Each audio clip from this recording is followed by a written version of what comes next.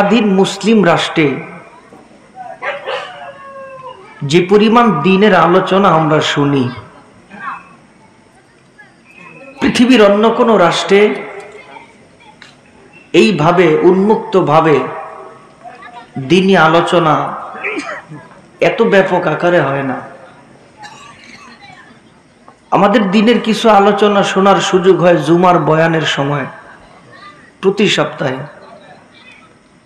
আমাদের কিছু দ্বীনি আলোচনা শোনার সুযোগ হয় বিভিন্ন পীর, হক্কানি পীরের মুরিদ যারা, তাদের নেসবতে থাকার কারণে। আমাদের দ্বীনি আলোচনা শোনার সুযোগ হয় বিভিন্ন মাদ্রাসার বাৎসরিক মাহফিলে। আমাদের দ্বীনি আলোচনার সুযোগ, শোনার সুযোগ হয় দাওয়াত ও তাবলীগের নেসবতে। যে পরিমাণ আমরা শুনি, এই পরিমাণ যদি আমল হইতো, মনে হয় না আমার বাংলাদেশে এত পরিমাণ গুনাহ হইতো। রসুলের সাহাবে কেরাম নবীর জবান থেকে যদি কোনো আমলের কথা শুনতো, কিভাবে পালন করতেন? আল্লাহর পক্ষ থেকে যখন সাহাবায়ে কেরাম কোনো আদেশ এবং নিষেধের কথা শুনতো, কিভাবে তারা পালন করতেন সেগুলি। কোরআনে কারীমের মধ্যে এর উদাহরণ অসংখ্য আছে, বুঝার জন্য ছোট্ট একটি উদাহরণ। ইসলামের শুরু জামানায় মদ পান করা এটা দোষের কিছু ছিল না। কালকাতে আবার খাওয়া শুরু করেন না। ইসলামের শুরু জামানার কথা বলতেছি। মদ পান করা এটা দোষের কিছু ছিল না, সবাই পান করত। এই মদ আল্লাহ রাব্বুল আলামিন 3 ধাপে হারাম করছে। সরাসরি বলে নাই মদ খাওয়া হারাম, 3 ধাপ। যদি ঘুমায় না থাকেন একটু জবান খুলে জোরে বলেন, কয় ধাপ? 3 ধাপ। প্রথম কোরআনের আয়াত নাজিল হলো, ইয়াসআলুনাকা আনিল খামরি ওয়াল মাইসির কুল ফীহিমা ইসমুন কাবীরু ওয়া মানাফিউ লিন-নাস। মদের মধ্যে তোমাদের জন্য উপকারের চাইতে অপকারিতাটা বেশি। হারাম না, উপকারের চাইতে। মনোযোগ আসেনি? একটু দিলের কান লাগায় শুনেন। মদের মধ্যে তোমাদের জন্য উপকারের চাইতে অপকারিতাটার ভাগ বেশি। আল্লাহর নবীর সাহাবী এই আয়াত নাযিল হওয়ার সঙ্গে সঙ্গে কিছু সংখ্যক সাহাবী মদ পান করা ত্যাগ করে দিলেন। ক্ষতির ভাগ বেশি, পান করা যাবে না। ইতিমধ্যে মদিনায় আরো 2টা বড় বড় ঘটনা ঘটে গেছে। মদের কিছু নির্যাস আছে, এটা পান করলে মাথা ঠিক থাকে না। চৌরাস্তার মোড়ে খাম্বারে দইরা কয়, সখী তুমি এতদিন কইছিলা। যুবক ফুলাবেন কই বাড়ি দি খাম্বা। আমাদের নারায়ণগঞ্জের সবচেয়ে বড় মাদ্রাসা দেবক মাদ্রাসা, এর পাশে একটা ড্রেন আইছে, ওইটা খাইয়া মাথা ঠিক নাই, ড্রেনের মধ্যে পড়ে গেছে। ড্রেনের মধ্যে পড়ে রাখ দিয়া কয়, দেবক এত জিন্দেগি পালন করলাম, এত বছর ধরে দেবক থাকি, এত বড় নদী কোনোদিন দেখি নাই। এটা খাইলে মাথা ঠিক থাকে না। আব্বারে খালু কয় এটা খাইলে। ইসলামের বিরুদ্ধে কেউ যদি কথা বলে, বুঝবেন ওইটা খাইয়া উল্টা পাল্টা কথা কয়। আর বেটা কইলি খারাপ, ওটা খাইয়া উল্টা পাল্টা বক্তব্য দেয়। আর না হয় সুস্থ মস্তিষ্কের মানুষ কোনোদিন ইসলামের বিরুদ্ধে কথা বলতে পারে না।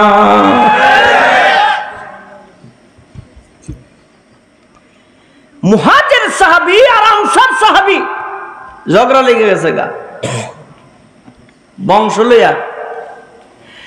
সরকার বংশ কয় আমরা শ্রেষ্ঠ, প্রধানিয়া বংশ কয় আমরা শ্রেষ্ঠ, বুয়া বংশ কয় আমরা শ্রেষ্ঠ, আনসার কয় আমরা শ্রেষ্ঠ, মুহাজির কয় আমরা শ্রেষ্ঠ।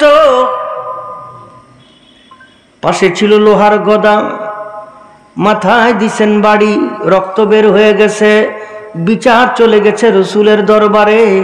আমার নবী, রহমতের নবী, বরকতের নবী, দু জাহানের নবী, আকাশের নবী, জমিনের নবী, নবীদের নবী, নবীদের নবী, দু জাহানের বাদশাহ নবী মুহাম্মদুর রাসূলুল্লাহ সাল্লাল্লাহু আলাইহি ওয়াসাল্লাম ঘটনার তদন্ত করে দেখলেন ঘটনাটা ঘটছে মদ পান করার কারণে। ইতিমধ্যে আরেক ঘটনা, খাইছে, নামাজের সময় হয়ে গেছে, নামাজ পড়তো ঠিক মতো। অনেক মানুষ আছে চল জামাতে পড়ি, কে নামাজ পড়াইবো, ইমামতি করবো কে? হ্যাঁ কই তুই যা, হ্যাঁ কই তুই যা, একটারে দিস। আসরের নামাজ 4 রাকাত,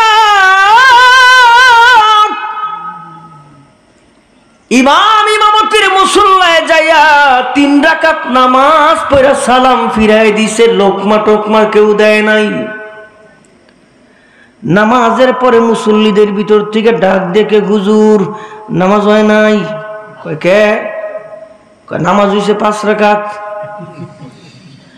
আরেক দল কয় হুজুর নামাজ হয় নাই। কয় কে? কয় নামাজ হইছে 2 রাকাত। মুসল্লিদের ভিতরে গুরু হলো 2টা, 5 রাকাত আর ইমাম দাঁড়ায় কয় নামাজ ঠিক আছে। তাহলে গ্রুপ কয়টা?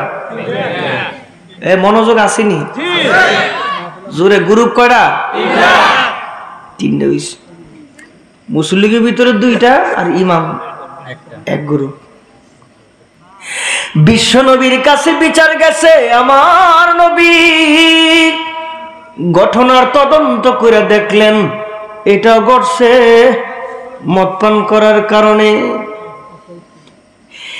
ইতিমধ্যে রব্বে কারিমের পক্ষ থেকে চূড়ান্ত ফয়সালা, এতদিন তোমরা যে যা মদ পান করার করেছো, আজকে থেকে মদ পান করা সম্পূর্ণ হারাম।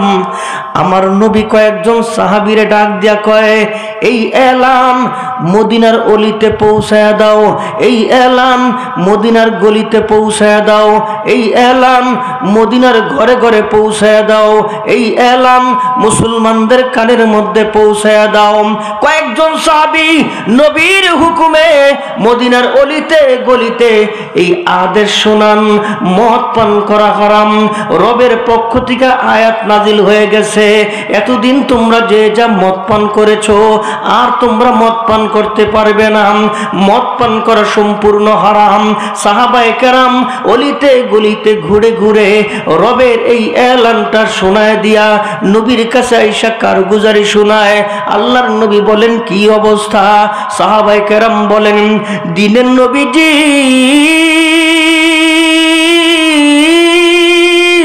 গোটা মদিনাবাসীর 3টা অবস্থা দেখছি। 1 নম্বরে মস্ক ভর্তি করে রাখছে মদ, এখনো পান করে নাই, গ্লাসের মধ্যে ঢালছে মদ, এখনো মুখে দেয় নাই, কিছু সংখ্যক মানুষ মুখের ভিতরে দিছেন, এখনো গিলে নাই। বিশ্বনবীজি এই এলান যখন মুসলমানদের কানে কানে পৌঁছে দিয়েছি, মস্ক ভর্তি করে যারা রাখছেন এরা মদ ফেলে দিয়েছেন, পান করে নাই, গ্লাসের মধ্যে ঢালা জ্বালছেন, এরা মদ মুখের মধ্যে দেয় নাই, ফেলে দিয়েছেন। যারা মুখের মধ্যে দিয়েছিল, নবী গো আল্লাহর এলান শোনার সঙ্গে সঙ্গে মুখ থেকে ফেলে দিয়েছে, এরা আর গিলে নাই। ইচ্ছে করলে পারতো, সবে মাত্র আয়াত নাজিল হইছে, আমার মুখের ভিতরে এটা আমি গিলি, আমার গ্লাসের মধ্যে এটা আমি পান করি, আমার মস্কবর্তী এগুলি খাই, সামনে আর খাবো না। আল্লাহ পাকের হুকুম, আল্লাহ পাকের হুকুম, আল্লাহ পাকের হুকুম। একটু জবান খুইলা মুসলমানের আওয়াজে জোরে কন্যা হুকুম কার। ঘুমটা ভাঙতেই ঘুম, জরুরি কথা আছে। একলা একলা ওয়াজ করে যাবো গায়ে, এটা আবার পারি না, আমার লোক কথা কইতি। ঘুমটুম আসেনি, যাকে ঘুম নাই হেরা না কয় নাই, যে যার ঘুম আছে তো কিছুই কয় নাই। একসাথে জীবনের সর্বোচ্চ আওয়াজ দিয়া, জীবনের সর্বোচ্চ, এই এর চাইতে জোরে আর জীবনও কম নাই। আর আল্লাহর নাম নিলে তো লস আছে? আল্লাহর নাম নিলে লস? জীবনের সর্বোচ্চ শক্তি দিয়া কোন হুকুম কার? চোখ কিন্তু দূরবীন, কে কয় না দেখি। আমাদের সমাজে যেই পরিমাণ দ্বীনের দাওয়াতের কথা বলা হয়, আমার স্বাধীন বাংলাদেশে ইসলামের কথা যেই পরিমাণ বলা হয়, আমরা যদি পালন করতাম, গুনাহ বাংলাদেশের জমিনে থাকার কথা না। শুনি বেশি, শুনি বেশি। আমার রব চায় আমার বান্দা 24 ঘন্টা আমার রহমতের বেষ্টনীতে থাকুক। রব চায়, আমার রব চায় আমার প্রত্যেকটা বান্দা দামি হয়ে যাক। আমার রব চায় প্রতিটা বান্দা আমার সাথে সরাসরি কথা কুক। রব চায় প্রতিটা বান্দা আমার সাথে সরাসরি সম্পর্ক রাখুক। লেভেলই তো বুঝি না, লেভেল। রব কে? আয় হায়, আল্লাহ কে? জমিনে তাকাইলে রব পাওয়া যায়, জমিনে তাকাইলে জমিন। ও জমিন ওই মাটি, তোর ভিতরে এত রস কে দিল? তোর ভিতরে এত শক্তি কে দিল? আল্লাহ। জমিনে তাকাইলে রব চিনা যায়, সূর্যের দিকে তাকাইলে রব চিনা যায়। এই যে উঠে ডুবে, উঠে ডুবে, একদিনও লঙ্ঘন করে নাই আল্লাহর হুকুম। এত বড় আকাশ আপনার আমার মাথার উপরে, কোনো খুঁটি নাই, কোনো খুঁটি নাই। সেখানে তাকালে রব খুঁজে পাওয়া যায়, জমিনে তাকাইলে রব খুঁজে পাওয়া যায়। কে অক্সিজেন দে, কে বাতাস দে, কে রৌদ্র দে, কে গুলি করে? রব। চতুর্দিকে তাকাইলে রব দেখা যায়। সেই রব চায় তুই আমার সাথে সম্পর্ক রাখ। চাইতেই তো পারি না আমরা, দিল ছোট, আত্মা ছোট, চাইতেই পারি না। যদি মেম্বারের সাথে ভালো সম্পর্ক থাকে, এমপি মন্ত্রীর সাথে, ধরেন কোনো না কোনো কারণে প্রধানমন্ত্রী পর্যন্ত গেছেন গা, আমাকে তো যাওয়ার সুযোগ নাই। প্রধানমন্ত্রীর লগে বৈঠক করবো, প্রধানমন্ত্রীর লগে দুইটা কথা কমু, এই কপাল কেরা আমার আছে? কপাল বুঝেন না কারণ? ধরেন সুযোগ পাইলিস, প্রধানমন্ত্রীর সাথে সুযোগ পাইছি, কইতেছে খুশি হয়ে গেছি, কিছু লাগবো, কিছু চান? তো প্রধানমন্ত্রীর সাথে সুযোগ পাইয়া দায়িকা কয় কি, মাননীয় প্রধানমন্ত্রী আপনি আমার চাইতে কইছেন, আমার একটা সাইকেল আছে, সাইকেলটা চালাইতে অনেক কষ্ট হয়, যেহেতু আপনি কইছেন যদি আমার সাইকেলটা নিয়ে আমার একটা হুন্ডা দিতেন। প্রধানমন্ত্রী কয় এত লেভেল বুঝে না। প্রধানমন্ত্রীর সাথে সুযোগ, সাইকেলের পরিবর্তে হুন্ডা চায়, লেভেল লাগে না? প্রধানমন্ত্রী না, সারা পৃথিবীর একচ্ছত্র যিনি মালিক, সারা পৃথিবীর একচ্ছত্র যিনি মালিক, চাইতে পারি না তোমরা? আমার পাশের বাড়ি হ্যাঁ একটু উন্নতি দেখলেই খালি শরীরটা জ্বলে, হুদুদি জ্বলে শরীরটা। হ্যাঁ এত উন্নতি হয় কে? এত ছোট মন, এত ছোট আত্মা। রব কয় 24 ঘন্টা আমার দুয়ার খোলা। আরে কি চাবি চা আমার কাছে, আমি দিব তোরে, আমি। রব কয় কোন রব? মুসা নবী খোলা আকাশের নিচে লক্ষ লক্ষ মানুষ নিয়ে জমা। রবার কষ্ট দিও না। কে? বৃষ্টি নাই, আর কষ্ট দিও না রব, বৃষ্টি নাই। মুসা এত বড় জামাত নিয়ে আসছস, এখানে এমন একটা নাফরমান আছে, ওর কারণে আমি বৃষ্টি বন্ধ রাখছি। পয়গম্বর গিয়া বলেন ও যেন এখান থেকে চলে যায়, ও যদি যায় তাহলে আমি বৃষ্টি দিব। পয়গম্বর আসছে, এই রব নাম কয় নাই, জিজ্ঞেস করলেন নামও কইতো। তোর কারণে কষ্ট, বৃষ্টি নাই, বৃষ্টি নাই, বের হয়ে যা, আর কষ্ট দিস না। তুই গেলে রব বৃষ্টি দিব। যেই মানুষটারে ইঙ্গিত কইরা মুসা নবী কয়, যেই মানুষটারে ইঙ্গিত কইরা রব মুসা নবীরে বলছেন দুনিয়ার কেউ চিনোক আর না চিনোক রব চিনে, ওই লোকটা মনে মনে কয় ধরা তো পড়ে গেলাম, মাথাটারে নিচের দিকে দিয়া দিছেন। এমন সময় আকাশের উপরে মেঘ জমা হয়ে গেছে। মানুষজন ডানে তাকায় আর বামে তাকায়, চতুর্দিকে তাকায় আর দেখেন কোনো মানুষ উঠে নাই, বের হয় নাই, এখনো তো বৃষ্টি হবে না। মুসা নবী বলছেন রব নাকি বলেছেন এখান থেকে পাপিষ্ট লোক বের হয়ে গেলে বৃষ্টি আসবে। ডানে তাকায় কেউ বের হয় নাই, বামে তাকায় কেউ বের হয় নাই। ঠিক এমন সময় তাকায়া তাকায়া দেখে রহমতের বৃষ্টি। সব বনি ইসরায়েলের লোক ডাক দিয়ে কয় ও মুসা তুমি মিথ্যাবাদী, কেউ তো বের হইল না, বৃষ্টি তো ঠিকই আসছে। আবার মুসা নবী, যেই নবীরে কালিমুল্লাহ বলা হয়, ওই নবী তুর পাহাড়ে গিয়া হাজির, ডাক দেখে আল্লাহ একজনও তো বের হয় নাই, বৃষ্টি তো তুমি ঠিকই দিলা, রব্বে কারিম আমারে মিথ্যাবাদী কেন বানাইলাম? রব্বে কারিম ডাক দিয়ে কয় মুসা আমি যাই মানুষটার কারণে বৃষ্টি বন্ধ রাখছি রে মুসা, আমি ওই মানুষটার কারণে আবার রাজি হয়ে বৃষ্টি দিছি। কই কেন মাওলা?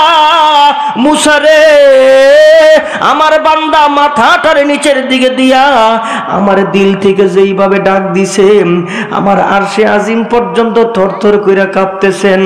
আমার ডাইকা কয় লা তাকনাতু মির রাহমাতিল্লাহ ইন্নাল্লাহা ইয়াগফিরুয যুনুবা জামিআন।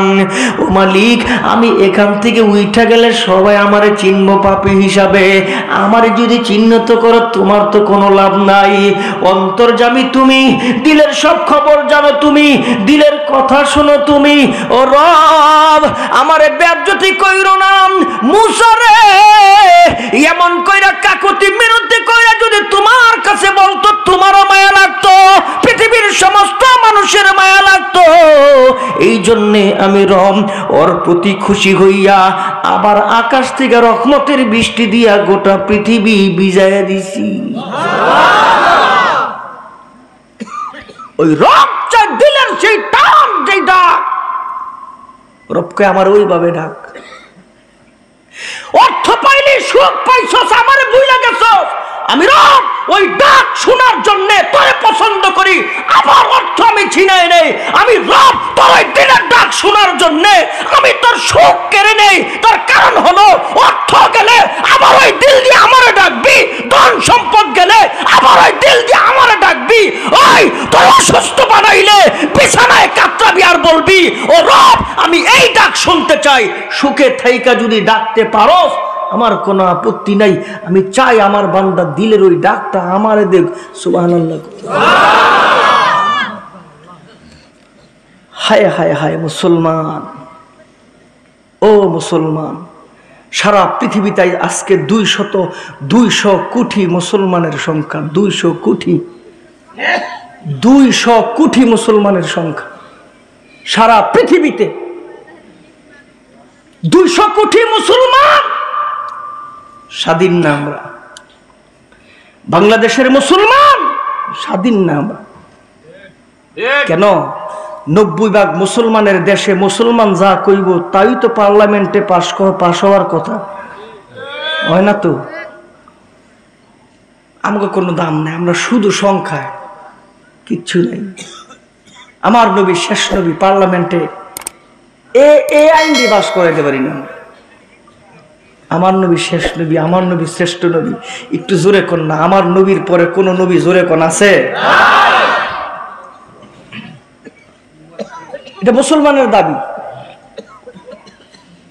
হায় হায় হায়, আল্লাহর নবী এক একজন সাহাবীর ডিরেকশনে এক এক ভাবে বর্ণনা করছেন। এইটা নরম সাহাবী, এটা গরম সাহাবী, এটা দানবীর সাহাবী, এটা এলেমওয়ালা সাহাবী। আরহাম উম্মতি বি উম্মতি আবু বকর, রহমওয়ালা দিল আবু বকরের।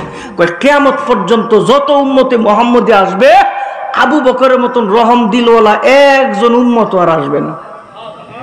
এত নরম দিল, এত নরম দিল। ওই নরম সাহাবী তো হঠাৎ করে গরম হয়ে গেছে, নবীর কাছে বিচার চলে গেছে। বিশ্ব নবী কয়, কি ঘটনা? কয়, নবীজি দেখেন আমার করছি কি মাইরা। কে? নবীজি দেখেন। আল্লাহ রসুল কয়, তো কামিয়ে দিই।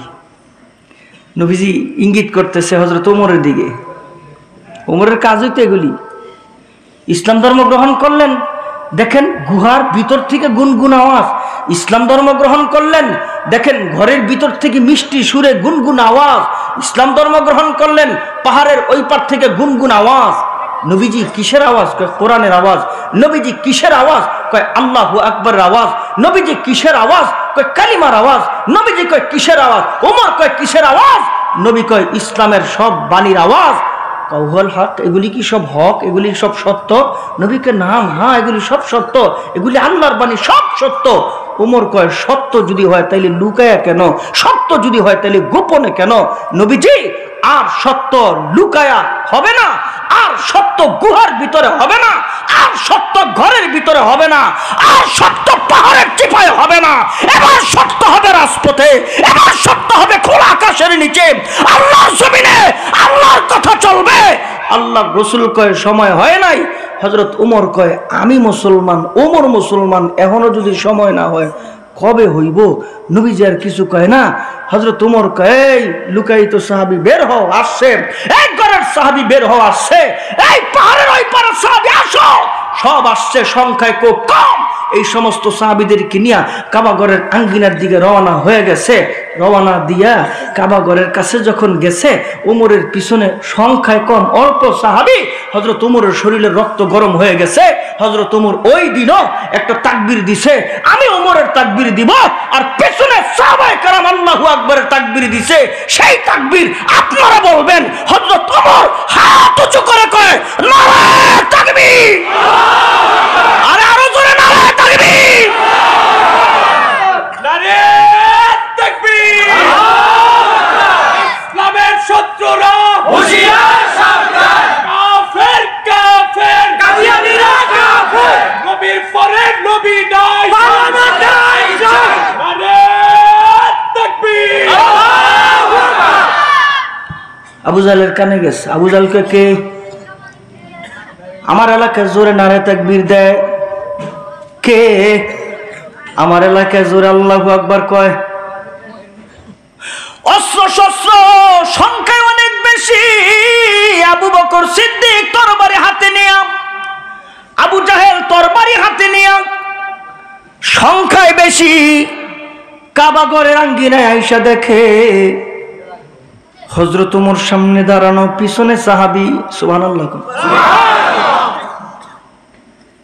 ওমরের দিকে থাইমা গেছে। ওমর কয় ভাই থামলেন কেন? আইন থামলেন কেন? এখন আর ডরে সামনে যায় না। ওমর ওই দিন কয় ও আবু জাহেল, সব তাগুদরে শোনায়া দেশ, ওমর মুসলমান, ওমরের হাতের মধ্যে ইসলামের তরবারি। কেউ যদি কুফরি নিয়া ওমরের সামনে আসে, ও যেন মায়ের কাছ থেকে বিদায় নিয়ে আসে, ও যেন স্ত্রীর কাছ থেকে বিদায় নিয়ে আসে, ও যেন সন্তানদের কাছ থেকে বিদায় নিয়ে আসে। তার কারণ হইল ওমরের সামনে কুফরি হালতে আইসা ইসলাম বাধা দিবে, দিন বাধা দিবে, কালিমার কথায় বাধা দিবে, কল্লা নিয়া যাইতে পারবে না। সুবহানাল্লাহ কোন। এটা গরম সাহাবী, নরম সাহাবী আবু বকর সিদ্দিক, দানবীর সাহাবী হযরত উসমান গনি, এলেমের জাহাজ আলী, এক একজন সাহাবীর ডিরেক্টলি শুনে এক রকম।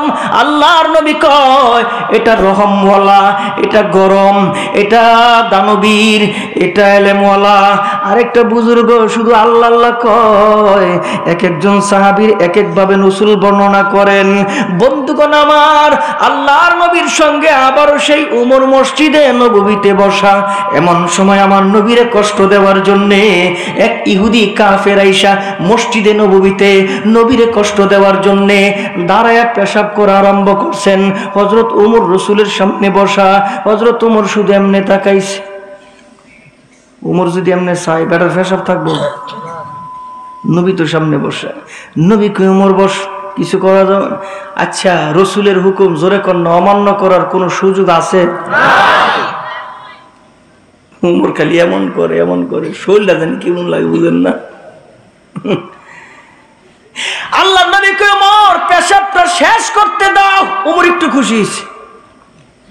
পেশাব শেষ করলে নবী কই বাহিরে ধরে লইয়া, তাহলে হ্যাঁ জানে পেশাব করতেছে আর নবী জানে বসে রয়েছে, হ্যাঁ তো দৌড় আনতেইব না। উমর একটু খুশি হয়েছে। হ্যাঁ যে দইরা আনবো গাড়ের মধ্যে ধরবো না, আনতে আনতে নিয়ে যা গড়ার গড়ালে নাম হইল ওমর। একটু জবান খুলা জোরে কোন আল্লাহু আকবার। এলাকায় কিছু মানুষ আছে কিন্তু নামাজ টামাজ কম পড়ে, কিন্তু ইসলামের বিরুদ্ধে একটু কথা শুনলে চিন্তা জায়গা কি এই ঠিকে ঠিক কত দূরের তে নাইছি, ঠিক কথা কর লেগে যাইছি। একটা বে ঠিক কথা কইলে কোনো উপায় আছে? বুঝেন না কারবার? হায় হায় রে মুসলমান, হয়তো তোমার একটু খুশি হয়েছে। আরে নবীকে পেশাব শেষ করুক, পেশাব শেষ জায়গা তোমার কোনো নবীজি নবীজি কি কয়ে দি জায়গা, নবীকে যাইতে দাও। নবী বসা ছিলেন, দাঁড়ায় গেছে। নবী খাড়ায় গেছে, উমর কি বয়ে থাকবো? উমরও খাড়ায় গেছে। নবী ওখানে যাইয়া রহমতের হাতগুলি বিছাই দিয়া ইহুদির পেশাবগুলি পরিষ্কার করতে আরম্ভ করছে। এই দৃশ্য দেখা উমরও জিদ শরীরের মধ্যে, কিন্তু নবী ইহুদির পেশাব পরিষ্কার করে, উমরের উপায় আছে? কোন উপায় নাই। নবী পেশাব পরিষ্কার করে, উমরও পেশাব পরিষ্কার করে।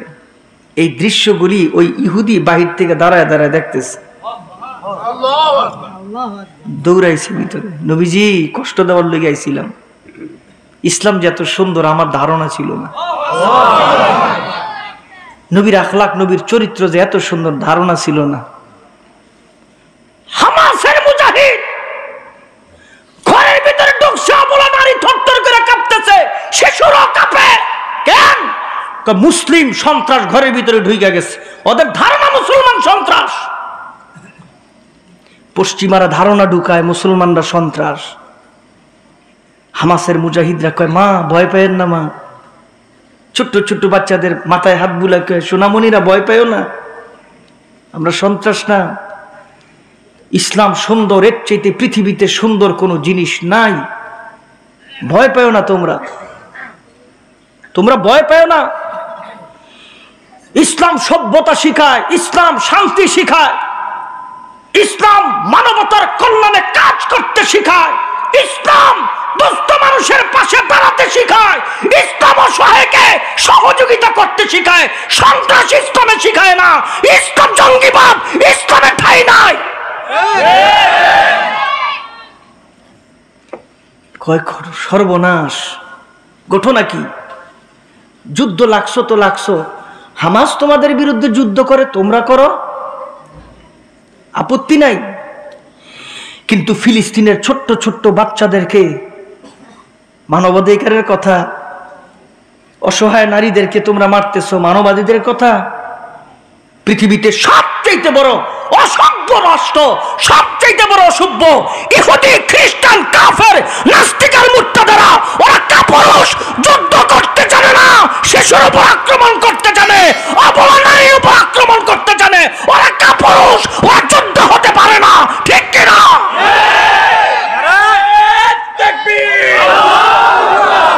ইহুদিদের আস্তানা ভেঙে দাও, গুড়িয়ে দাও, দুনিয়ার মুসলিম এক হও, এক হও, দুনিয়ার মুসলিম এক হও, এক হও, নারে তাকবীর। আল্লাহু আকবার। সরকার মুসলমানদের পক্ষে দাঁড়াইছে, ধন্যবাদ দেই। কিন্তু 57টা মুসলিম রাষ্ট্র, 57টা রাষ্ট্র প্রধান, কই কেউ তো কোনো সোলজার মোল্ডার কিছুই পাঠাইল না, কিছু পাঠায় নাই তো। অন্য রাষ্ট্রের কথা আমরা নাই বা বলি, আমরা বাংলাদেশের মানুষ, বাংলাদেশের কথা কই। বাংলাদেশের মানুষ নিজ অর্থায়নে ইসলামের কাজ করে, বাংলাদেশের মানুষ নিজ অর্থায়নে মসজিদ বানায়, বাংলাদেশের মানুষ নিজ অর্থায়নে মাদ্রাসা বানায়। কিছুক্ষণ আগেও দেখলাম আপনারা লক্ষ লক্ষ টাকা দিয়েছেন। সরকারি অনুদান ছাড়াই আমাদের প্রতিষ্ঠানগুলি চলে, সরকারি অনুদান ছাড়াই বাংলাদেশের ম্যাক্সিমাম সব মসজিদ চলে, সব। সরকারি খাতে আর কয়টা মসজিদ? সব মসজিদ চলে না সরকারি খাতে।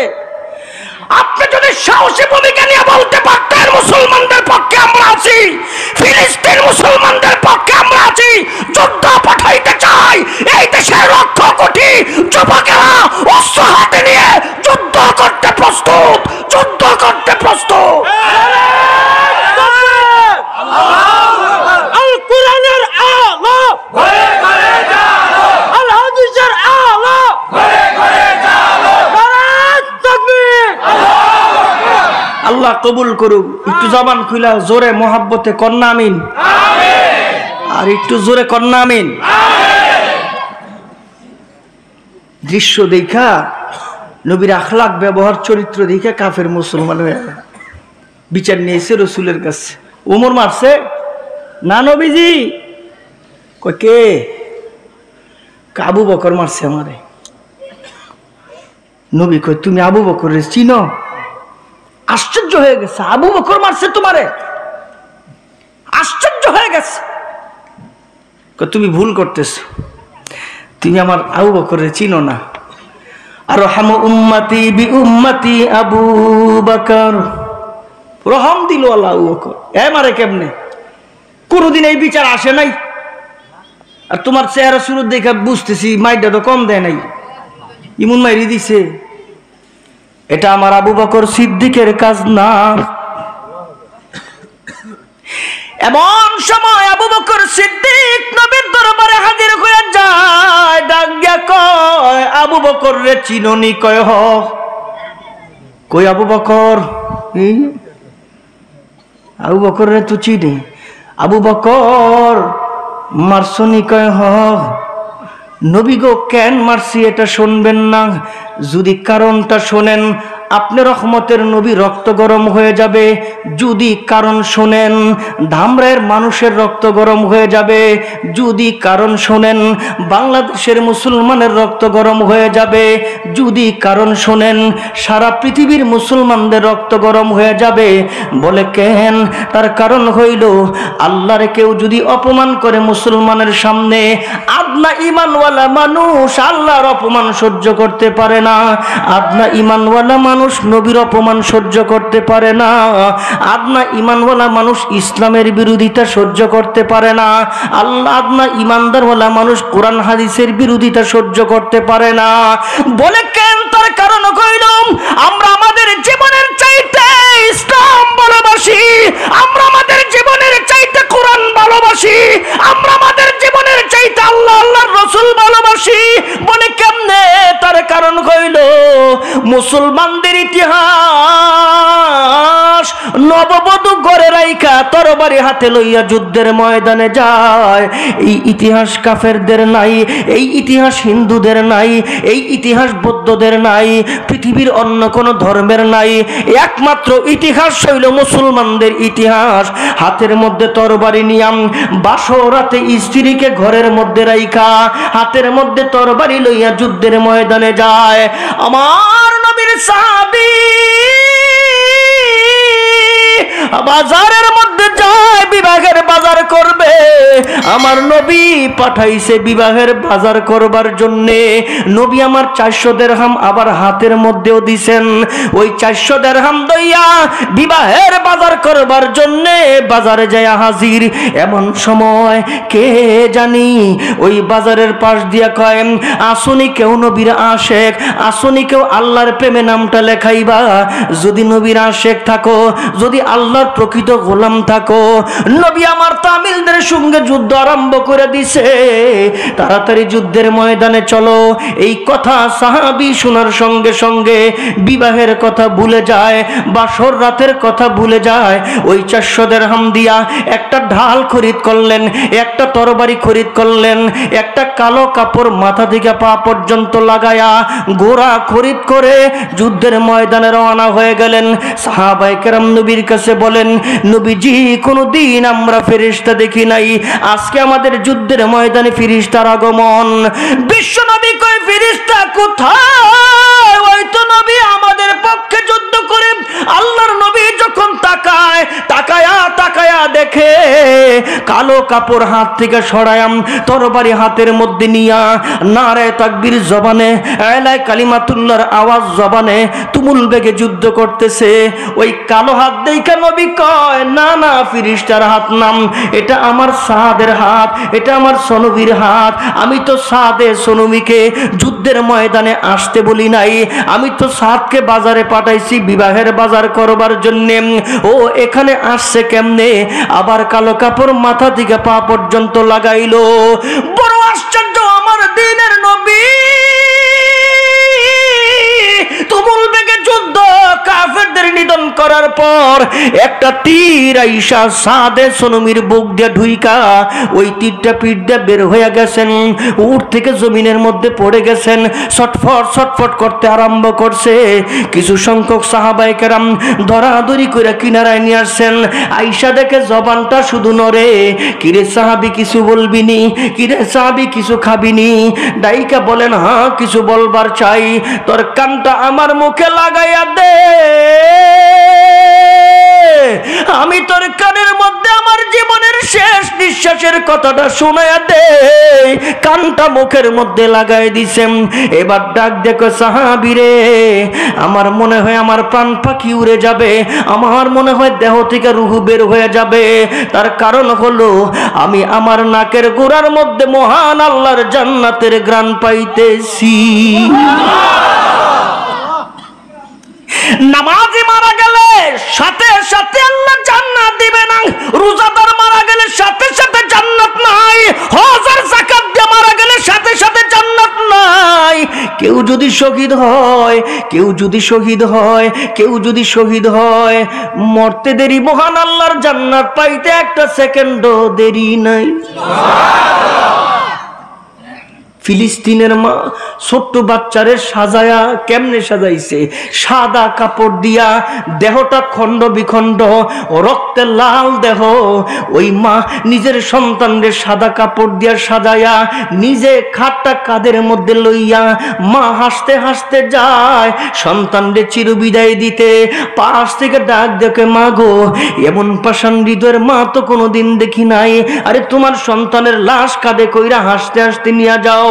ওই ফিলিস্তিনের মাটাই কয়, ও মুসলমান, সারা পৃথিবীর মানুষকে জানায়া দে, আমার জাদুদণ্ডে আমি সাজায় আল্লাহর জান্নাতের মেহমান বানাইতে দিয়া যাই। আরো 2টা জাদুদণ্ড আছে, ওই 2টা জাদুদণ্ডে মহান আল্লাহর জান্নাতের মেহমান বানাইবার জন্য ট্রেডিং দিতেছি। মুসলমানদের ইতিহাস এগুলি মুসলমানদের ইতিহাস। কেমনে বুঝাইলে আপনারা বুঝবেন জানি না, ভাষা নাই। ভাষা আমাদের নাই, হারায় বলছি। নরম চাবি গরম হয়ে যায়, আমরা মাঝে মধ্যে গরম হই, আমরা আপনাদেরকে নিয়ে রাজপথে নারায় তাকবীর দেই। আল্লাহর কসম কইরা কই, রাম আর বামদেরকে সামলান। রাম আর বামরা যদি ইসলামের বিপক্ষে না নামে, আমরাও তাকবীর দিব না। ঘটনা কি? হায় হায় হায়, 13 সালে যখন জেলখানায় ছিলাম, 13 সালে আমার মন চায় আর কি, আলেমদের জন্য ইসলামের সবচেয়ে বড় ট্রেডিং হলো জেলখানা যাওয়া। এডি ট্রেডিং হ্যাগো কে জানে? কারণ হলো প্রশাসনের লোক যদি আমাকে ফোন দেয়, মাদ্রাসার বড় হুজুর আমি থানার থেকে ওসি সাহেব বলছি, এত শেষ পাতলা ভাই হয়ে যাবো, বলো ওসি সাহেব আমার ফোন দিব, একটু গরম করে যদি কইতে পারে, হুজুর আজকে সকাল 10টার মধ্যে আমার সাথে আপনি দেখা করবেন, নাইলে খবর আছে। বেটার ঘুম আছে? ঘুম নাই। এখন যদি আমাকে প্রশাসনের লোক ফোন দেয়, আমাকে কথার স্টাইল অন্যরকম হয়ে গেছে, কারণ আমরা বুঝে লাইছি এগুলি। একটু জবান খুলা জোরে শুনতে চাই, ঠিক কিনা? একজন আলেম চুরির মামলায় জেলখানায় গেছে, এগুলি আর বাংলাদেশের মানুষের কইেন না, আর শোনায়েন না, আমরা কারোর জন্য ক্ষতিকারক না। আরে আমরা কি লই আছি, এটি যদি বুঝাইতে পারতাম আপনাকে। এই যে অবরোধ হরতাল, একদল ক্ষমতায় থাকার জন্য, আরেক দল ক্ষমতায় আসার জন্য, আমরা যে কি নিয়ে আছি এগুলো যদি বুঝাইতে পারতাম, বুঝাইতে পারি নাই। বুখারী পড়াইলে যে কি মজা, কি স্বাদ, কসম রাষ্ট্র চালাইবার চাইতে একটু না, রাষ্ট্র চালাইলে যে সাদার যে মজা, একবার এমপি হইলে পাগল হয়ে যায়, আবার অনেক লইয়া মজা পাইছে তো, হ্যাঁ দুনিয়ার মজা। বুখারী পড়াইলে যে কি মজা, এটা যদি জানতো, রাষ্ট্রপ্রধানরা বিরোধীরা হরতাল দিত বুখারী শরীফ পড়ানোর লইয়া, ঠিক কিনা? দেন না মক্তবের হুজুর কয়টা বেতন পায়? দুপুরের টাইমে খাইয়া ফান একটা মোহরের মধ্যে দিয়া সুনাতের মধ্যে লেয়া চাবা যায়, দেখলে কেমন কেমন হিংসা লাগে, একটু মনে হয় যে পৃথিবীর একদম সবচেয়ে বড় সুখী মানুষ মক্তবের হুজুর। আসতে কনকে জোরে কন। আর এটা টেহা ঘুমাইতারে না। ডাক্তার কি ওষুধ দিছেন? কার ওষুধ নাই, আর নাই, ঘুমায় না। মমিন সিং দাইছে, বেড়ার কাম কাজ হয় নাই, গাঠিটারে থুইয়া 2টা ইট লইয়া মাথার মধ্যে দিচ্ছে, ঘুমায় বসে। সকাল 10টার গুলি লাইট টাকা ওঠ, ঘুমই ভাঙে না। হ্যাঁ রাস্তার পাশে ঘুমাই যাচ্ছে, হ্যাঁ ঘুমই ভাঙে না। এসি লাগাইলেন, জাজিম দিলেন, এত কিছু করলেন, ঘুমায় না। ঘটনা কি? একটু জবান খুলে জোরে কোন, শান্তি দেওয়ার মালিক কে? আল্লাহ। 3টা ছাত্র মাথার মধ্যে পাগড়ি দিছে, বুঝেনি কি? যখন যাইব জান্নাতে, যখন যাইব, আপনি যদি কইতে পারেন আল্লাহ আমি আরো চিনি, ওই আমার এলাকার মাদ্রাসাত পড়ছে, আল্লাহ ওই যে মাদ্রাসাত পড়ছে, আমি বছরে এক বছর চাইল দিয়েছিলাম, আল্লাহ আমার রব খালি উসিলা তালাশ করে, কষ্ট উসিলা তালাশ করে আমার রব। আর কি শিখায় আমাকে জানেন? আরে আপনারা তো জন্ম দিচ্ছেন সন্তান, আর আমাদের উস্তাদ আমাদের যেভাবে মানুষ করছে, ছোট্ট ছোট্ট বাচ্চাদেরকে যেভাবে আদর করে লেখাপড়া করায়, একটু শাসন করলে রাগ হয়ে যান। হ্যাঁ ওর নখ বড় হয়েছে কিনা মার চাইতে বেশি খেয়াল রাখে শিক্ষক, ওর জামা কাপড়, ওর সেবা যত্ন।